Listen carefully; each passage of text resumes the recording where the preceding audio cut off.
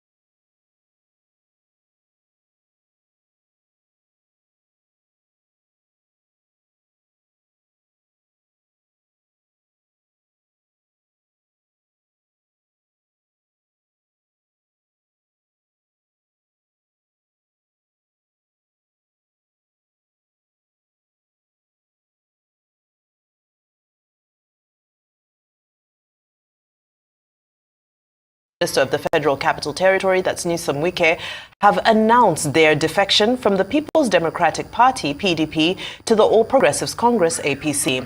Now, the lawmakers loyal to Wike, the immediate past governor of River State, announced their defection on the floor of the House during a sitting on Monday. Our rights correspondent Andy Omanu is standing by to give us an update on the political crisis in the state. Good afternoon, Andy. A very warm welcome to Newsday. Quite a shocker for many to wake up to today. Can you give us a bit of insight into the events that have transpired in River State this morning? Oh, thank you so much. Good afternoon.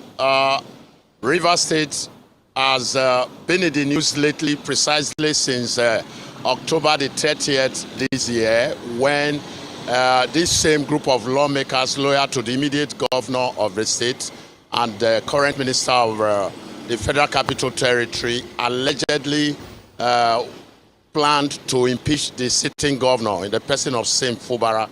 And since then, the political crisis in River State has happened in what we call a theater in an episodic manner. And this morning, we woke up to the news that 27 of them, in the wee hour of this morning, find their way into the hallowed chambers of the State House of Assembly complex. You will also recall that that same hallowed chamber of the complex was set ablaze a couple of weeks back, and they sat this morning for less than 15 minutes, where all 27 of them decided to decamp to the opposition or Progressives Congress. I must quickly add that this is a House of Assembly that has 32 lawmakers. And so if you take 27 from 32, what you have left is 5. And even that 5, the entire 5 are not following the incumbent governor. It is only 4 of them that are following, because 1 is a Labour Party legislator. And so that is the situation we have at hand right now. And it will be very, very appropriate to say that there is an uneasy political calm in Port Harcourt, the River State capital, as we speak, because everybody, especially those who don't have their finger in the political happening in this state, are watching to see what is going to happen next. As I speak with you, the governor is having a state executive council meeting in Government House, and I want to believe that this defection by the 27 lawmakers that used to be in PDP to the APC will be on the top agenda of that discussion. And so that is where we are now. We are trying to track who and who we needed to talk with. First of all, we want to meet with the acting chairman of the PDP to find out his perspective about what has transpired today. What is going to be in it for his party? Is he going to move like the 27 lawmakers who have all of a sudden jumped ship to the opposition political party, the APC? And so this is where we are. And I want to believe that between now and evening, a lot of political talks are wagging already. A lot of permutations are on. People are saying a lot is going to happen between now and weekend. But we are waiting to see how the political pendulum will swing. With the movement of these 27 lawmakers having moved, are we going to have other movement of other political heavyweights in the PDP in River State to probably the opposition or Progressives Congress? The days ahead will surely let us know that. Over. Indeed. Thank you so much, Andy. Now, you did mention that the governor is currently in a meeting. Of course, it might have plenty to do with this defection. But do you get a sense that he's currently uneasy based on this? Because we did have, I believe it was the Commissioner for Information last week, saying that he was unperturbed with what was going on in the state. Do you think he's starting to feel the heat as a result of this? Okay, thank you so much. For me, I would want to say that, yes, even if the governor has been unperturbed about the political situation in the state, what has happened today is likely going to give him some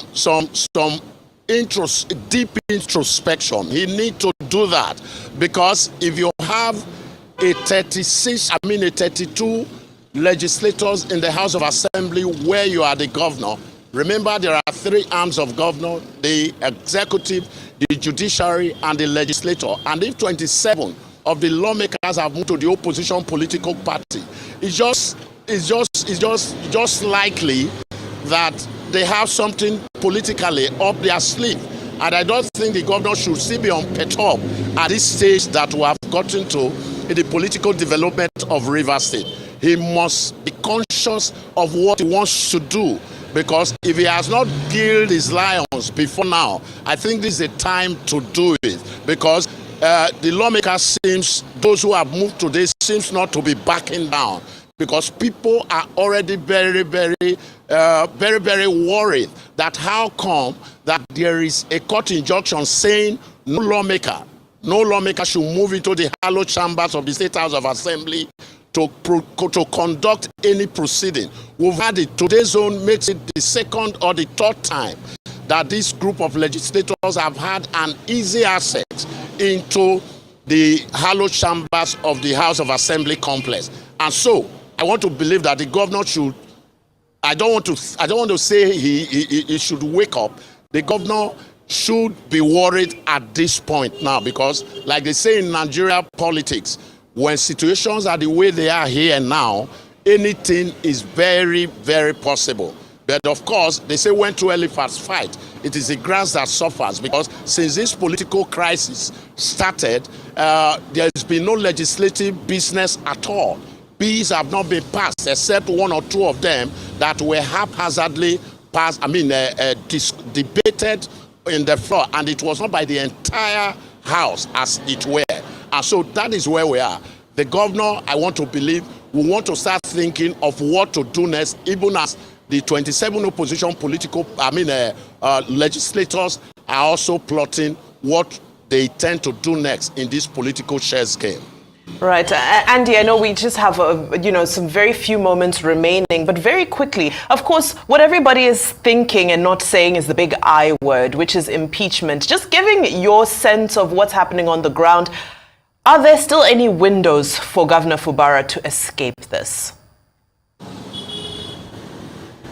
Well, I think if I get you correctly, when political situations turn the way they are now, right now, in any state, especially since the birth of this current republic, 1999, what many will be thinking about, even those who are political, is that there is going to be a likely impeachment. But nobody can put a finger on that right now. But if you ask me, that is what seems to be the position of one or two analysts who are monitoring developments here. But is that going to happen? Is that not going to happen? The next couple of days would let us give us answer to that question. But as we speak, like I mentioned in passing, there are already insinuations that other political heavyweights in the People's Democratic Party in Rivers State are likely also going to defect in the next couple of days. And we are just waiting to see what will happen. Is there going to be a likely impeachment? It is possible. It is not possible. It is possible if these lawmakers, 27 of them, decide to run the entire political hog. It is not possible if the governor on his part is able to throw what I refer to as political carrots and political carrots to these lawmakers who are bent on running the way they want to run in order to have a full control of what is going on politically in Rivers State. All right, correspondent Andy Manu live from Rivers State capital, Port Harcourt. Thank you so much for your updates and analysis. We appreciate your time here on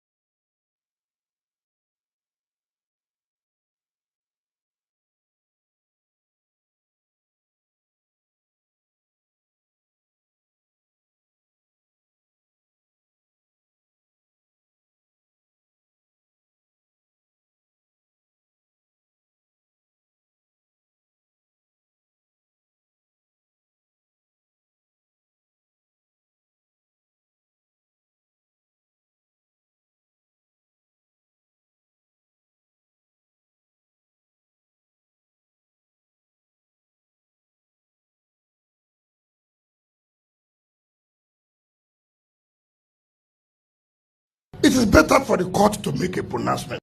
So everybody will have to be careful. You give somebody an umbrella, the next day he defects. EFCC will come. He said, no, let me join them. So EFCC will not be against you. You carry the vote of another party and you join another party. Can you transfer vote? You work hard for somebody to win the election. Tomorrow the person says, no, I have defected. If you are defecting, leave the seat. If you know it is easy. And this will checkmate most of the political harlots who will never sit one place, looking for excuses here and there. I was insulted by my ward chairman. I'm leaving the party. Look at it. They did not allow me to bring a councillor. I'm leaving the party. Because you believe that they cannot take your seat. This is a clear example. To strengthen democracy, it is better for the court to make a pronouncement. So everybody will have to be careful. You give somebody an umbrella, the next day he defects. EFCC will come. He said, no, let me join them. So EFCC will not be against you. You carry the vote of another party and you join another party. Can you transfer vote? You work hard for somebody to win the election. Tomorrow the person says, no, I have defected. If you are defecting, leave the seat. If you know it is easy. And this will checkmate most of the political harlots who will never sit one place, looking for excuses here and there. I was insulted by my ward chairman. I'm leaving the party. Look at it. They did not allow me to bring a councillor. I'm leaving the party. Because you believe that they cannot take your seat. This is a clear example. To start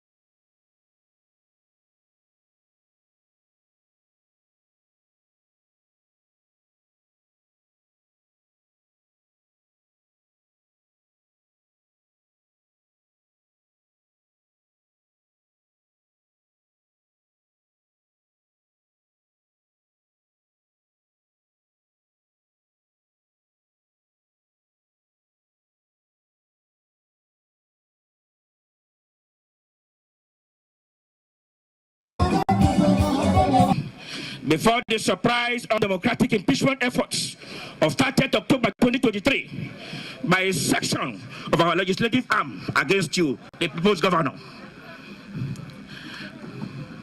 This undemocratic act is and was highly resisted and condemned by the Rivers electorate, and we are in absolute solidarity with you. You kept asking, what offense have I committed to warrant my impeachment? And to this day, no answer has been provided. And we are still waiting endlessly because you haven't committed any offense that warrants impeachment.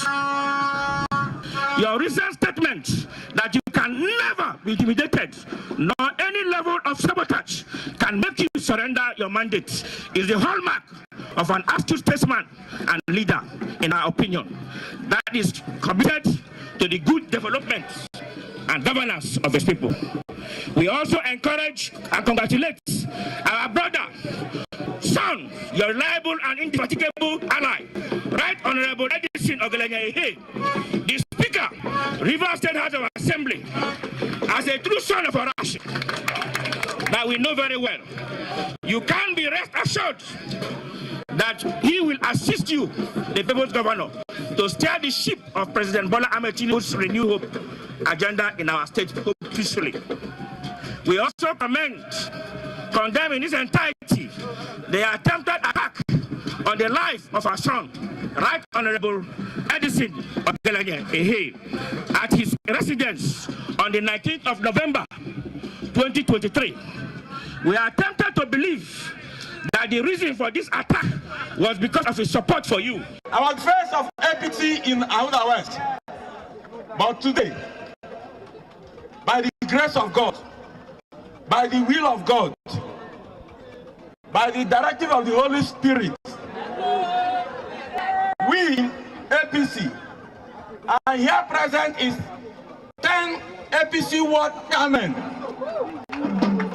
We also have here a considerable number of LJ ward ESCOs. I also have, just yesterday evening, about 10 leaders whispered to me that they want to join us.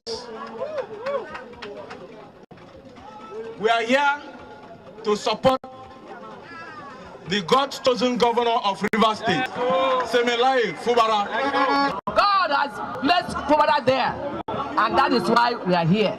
We are going to support him as the governor of Rivers State to deliver that mandate that God has given to him for the people of Rivers State, and specifically for the people of Ahuda West, in Jesus' name. Second factor, I'm not going to take your time, but I must express why we are here, why we made the decision we made to support Sim Fubara, to stand by him.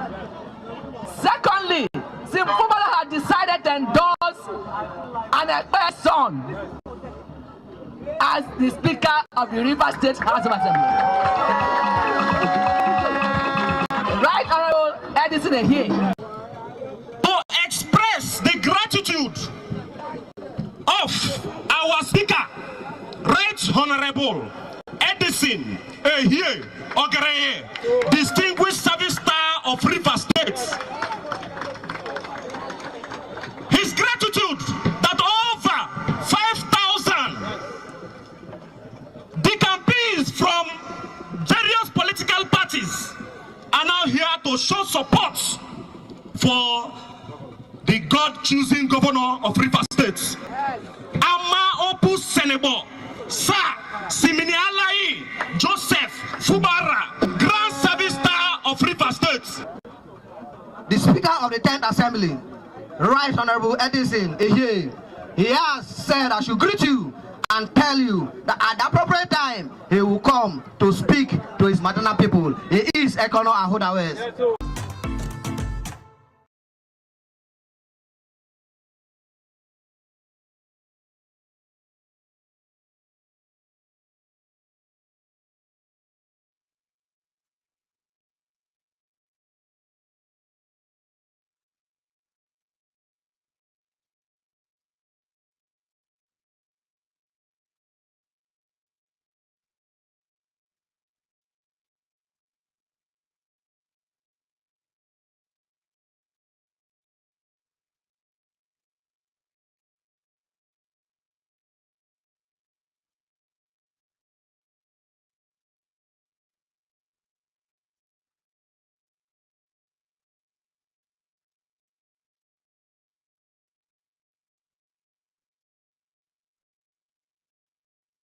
All right, so let me start by asking, how did you receive today's defection of 27 out of the 32 lawmakers in the River State House of Assembly, dumping the PDP for the APC?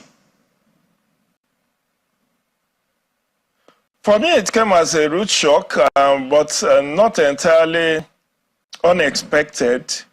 Why it was shocking was because I thought with the president's intervention some weeks back, the two warring factions will have sheathed their sword and allow peace to reign. But as one of the earlier commentators said on ground in Port Harcourt, the fact that APC last week or thereabouts dissolved its River State State Working Committee was a prelude to what we saw today, in which case they knew, they had it in the offing that these lawmakers were going to come. And so they've dissolved the State Executive Council and believing that these people will be accommodated in the new executive that will be put in place in days to come. But this is just going to allow the crisis to fester, given the fact that as it is now, we are having a lot of monumental losses. I don't know how the governor of the state intends to present his 2024 appropriation bill of 800 billion. Will he present it to the four lawmakers who are left? Because now 27 has defected, one has died, and so the faction has only four lawmakers with them. So will it be proper, and can you say four lawmakers can legislate for the state out of 32?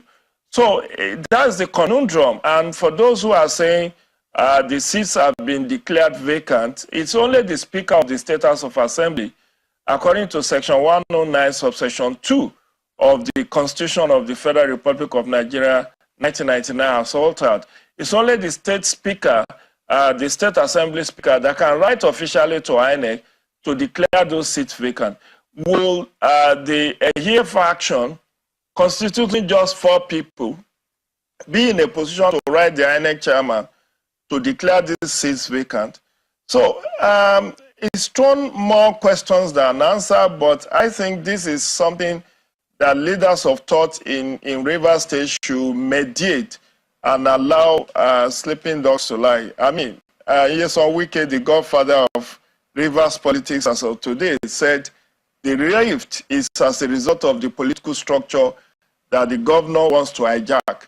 So if it takes the mediation of elders, both partisan and non-partisan elders of Rivers State, something should be done quickly before we start losing lives in Permit me to come in there. Of course, the River State, we know that the House of Assembly has a long history of political crisis, but some observers think this is coming in too early in the administration of Governor Siminalayi Fubara. Do you think so? Do you share this thought?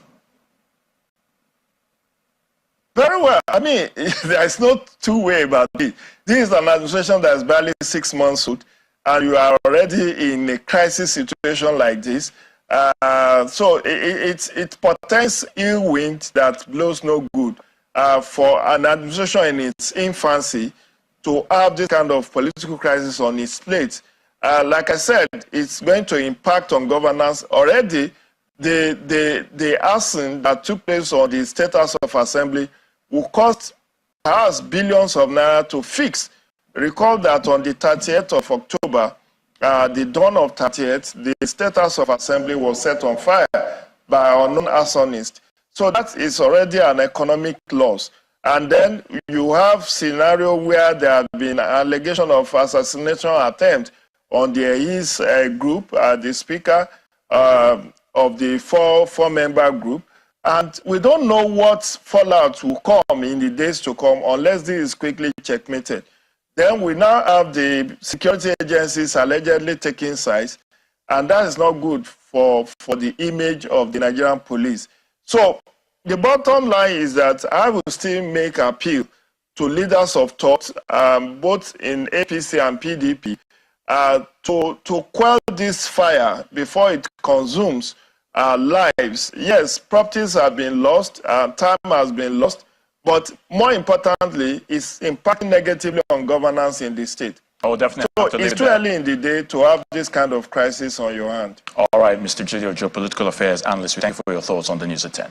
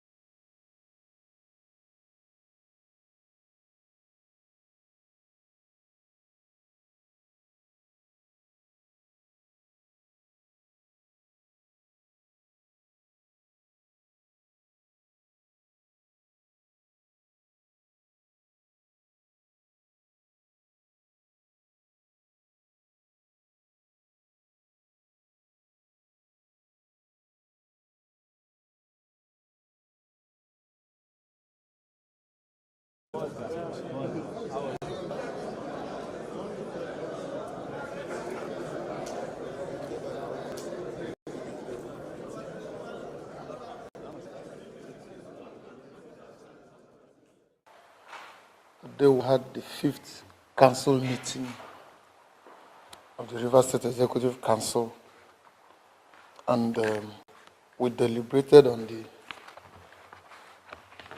medium-term expenditure framework, which is usually a precursor to discussing the budget. Is an act of the Rivers State House of Assembly, Law number 8 of 2010, that makes provision for preparation.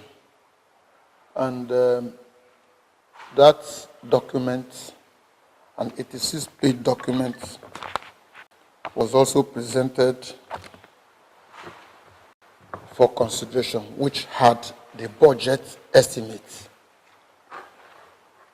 The council deliberated on the budget estimate so presented by the Commissioner for Finance, and concluded that it was a well thought out document, and the budget estimate for 2024 is 800 billion.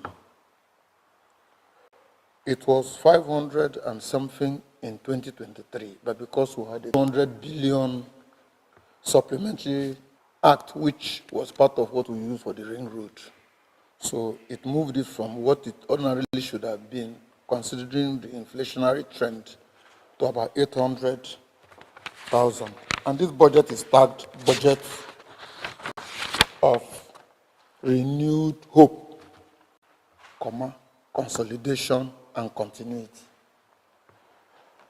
It has 412 as capital, and then 361 as recurrent, with a 21 billion reserve. These were the major deliberations we had today.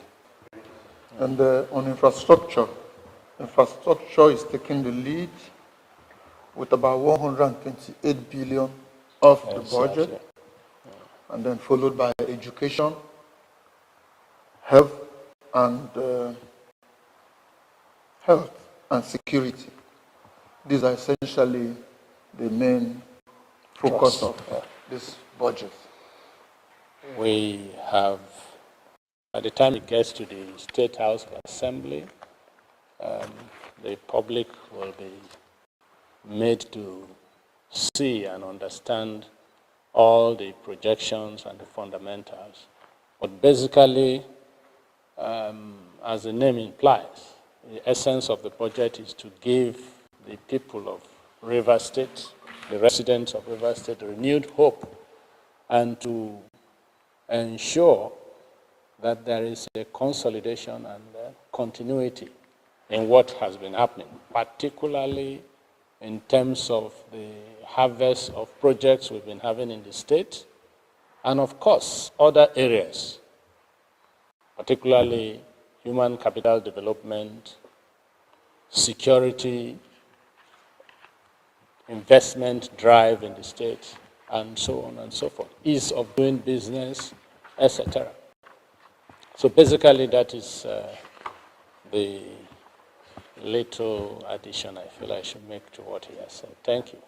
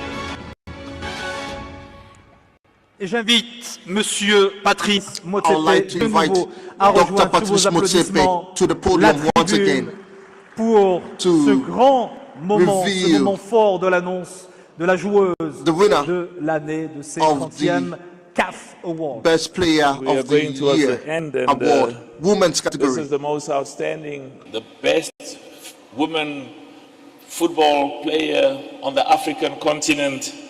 She's from the beautiful, beautiful country. You know, I can't see anyone. Asisat Oshuala. Asisat Oshuala, Best Woman Player of the Year from Nigeria. Congratulations once again. Yes, can we please give her a big round of applause as she's coming up on stage to receive her trophy. She's dressed in her country's colors, the green and white. Congratulations. Asisat Oshoala, joueuse africaine de Asisat l'année, Oshoala, qui reçoit son Women's trophée des Player mains de of the Monsieur Year, le Président. who just received the trophy from President Patrice Motsepe. Good evening, everyone. I'm sorry, I'm nervous. This night, I would love to use this opportunity to thank everyone who's been part of my journey, from grassroots football to national level to club side. Because without you, my coaches, my teammates, there will be no me. Football is a team sport. It's a team game. And I will urge all the federations in Africa to please, please come together. Let's work together and build our continent. Let's make it the best in the world. It is very, very possible. It happened the last World Cup, the Men's World Cup. We saw what happened. We shocked the world. In the last World Cup, all the national team from Africa that represented Africa in Australia, we made history. And I believe before the next World Cup, we can get better. We can do better. And we can win it for sure. Because at the end of the day, if we don't support ourselves, nobody will come down to Africa. Nobody will come to this continent to support us. We have to work together as a team because football is a team sport. Let's start at home and go to the world and conquer it. Thank you very much, and God bless everyone.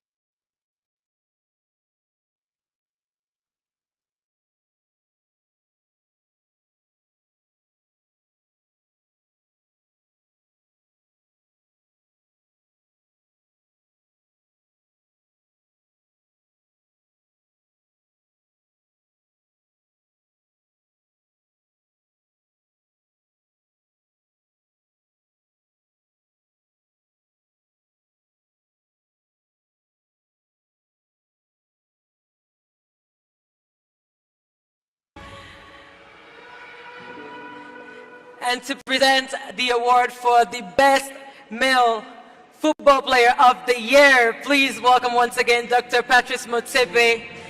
He has tonight the destiny of these three brilliant young men in his hands. I think we should start by clapping hands for all three. They are the best. They make us proud. They are the best from the continent. Each of them is a winner. And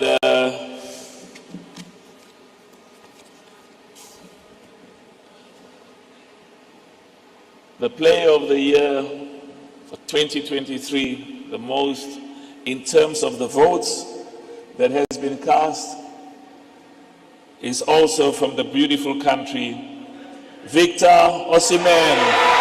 Congratulations to Victor Osimen, big winner of this year, Player of the Year in the men's category at the 2023 CAF Awards. An exceptional season, a very well-deserved award. Please, Dr. Musebe, please do not leave. We're going to take a bigger picture, please. Victor, let's immortalize this moment, please. Congratulations, and we want to... Stay with us, stay with us. Stay with us just for a group picture, family picture. Yes, Victor. Good evening, ladies and gentlemen. First of all, I want to say thank you, God, for everything. Special thanks goes to Mr. Emmanuel Amunike. Without him, I don't think I'll be standing in front of you guys. I don't think I'll be standing in front of you guys holding one of the most prestigious awards in world football. It's a dream come true for me. I want to thank everyone that have seen me through life's journey in achieving my dreams, in achieving my goals. I appreciate Nigerians for their support. I appreciate Africa for putting me on the map, for encouraging me, for defending me, regardless of my shortcomings. Thank you so much. I also thank Emmanuel Adebayo for his encouragement. Solomon Kalu, I appreciate you. Every African legend that I've looked up to while growing up, that have inspired me. Can't forget DJ Drop, my role model. Thank you so much.